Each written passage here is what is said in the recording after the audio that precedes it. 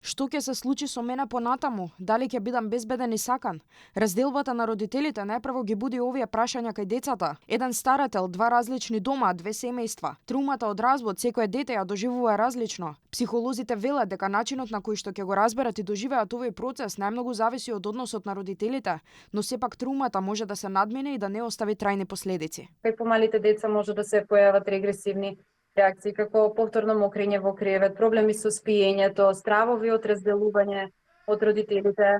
На предшколска возраст може да се јави чувство на вина, да се чувствуваат одговорни затоа што мама и тато повеќе не се заедно. Потоа во периодот на школска возраст може да настанат проблеми во однесување, да се појави лутина, да се појави пат на концентрација, фокус, промена во училишниот успех. Да бидат во средина на конфликтот, да ги принудуваат да бираат страни, да се чувствуваат виновно за љубовта кон двајцата родители.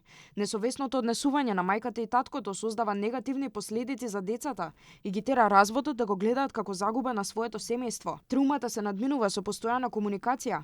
Пораката што треба да ја испратат родителите е дека иако партнерството меѓу нив завршува, сепак ќе бидат тука за своите деца и ќе ги сакаат целиот живот. За намалување на негативните последици да им се стави до знаење дека двајцата родители се присутни тука за нив, дека мама и тато продолжуваат да ги сакаат без разлика на тоа што децата ќе имаат два оделни дома, две семејства, затоа што семејството е систем кој се менува. Разводот само е една транзиција кон нов начин на функционирање. Инаку во Македонија бројките покажуваат дека во изминативе години зголемен е процентот на разводи, но и луѓето помалку избираат да влезат во брачна заедница. Во текот на 2025 година склучени се 10.507 бракови, што представува намалување од 5,1% во споредба со 2024 година. Во истиот период имало 2185 разводи или 8% повеќе од 2024 година. Најмногу разводи има кај лицата од 35 до 39 години и по 5 до 9 години брак.